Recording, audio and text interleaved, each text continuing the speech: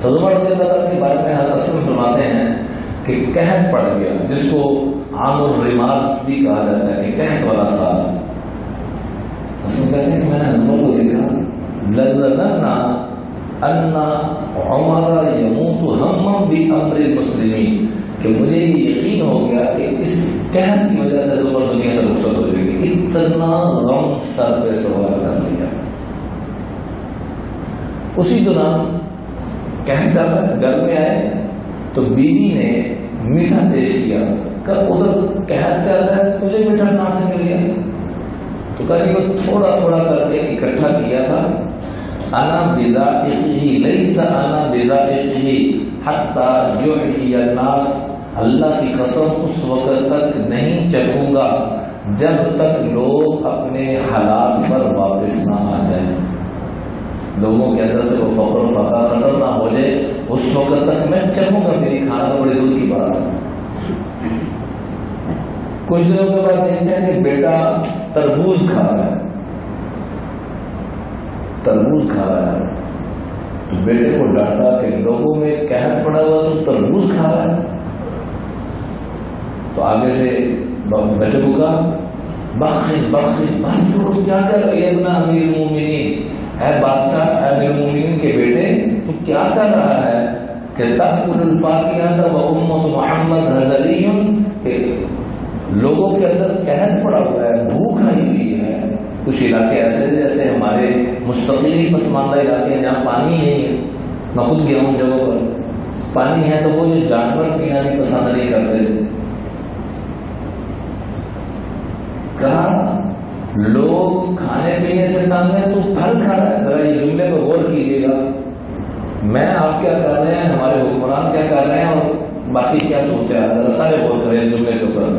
کیونکہ یہ میرے آپ کے بھی اور ہمارے حکمرانوں کے بھی اور پوری امت کے بڑے تھے۔ کیا فرمایا؟ یبن خطاب، اے خطاب کے بیٹے، یبن امیر المومنین تأکل الفاکہۃ، اے امیر المومنین کے بیٹے، تأکل الفاکہۃ، فواکہ عربی میں پھل کو کہا جاتا ہے، تو پھل کھاتا ہے، وہ امت محمد ہزلی، امت قحط میں مبتلا ہے اور تجھے پھل کھانے کی پڑے گی اور پھل واپس دے گی۔ لوگوں نے گواہی دی کہ اے میرے مومنین کہ اس بچے نے، ہم نے خود دیکھا کہ بازار میں گیا، باغ کے اندر، وہاں گٹھلیاں جو بکھری پڑی تھی کھجورے کھا کے جیسے پھینک دیتے ہیں، اس کو اس نے اکٹھا کیا، اس کو بیچ کر اس نے یہ روپے 2 روپے کا پھل جو بھی ہے وہ لیا۔ اس وقت پھل بھی بڑے سستے ہوتے تھے، چند گٹھلیاں بیچ کر اس سے اس نے پھل خریدا ہے۔ میں نے جب تک امت کے حالات ٹھیک نہیں ہوں گے، 3 اصول، اپنی ذات کو اس ترتیب پہ رکھا، اپنے بچوں کو، اور تیسرے نمبر پہ اپنی کابینہ کو، اور اصول بیان فرمایا، قوتی وقوت اہلی کقوتی رجل من قریش لیس باغناہم ولا بافقرہم، جو ایک عام متوسط آدمی کو جتنی قوت کہتے ہیں توشے کو، جس سے قوت انسان کو ملے، جس سے نام کا خرچہ چل سکے، تو مجھے اور میری کابینہ کو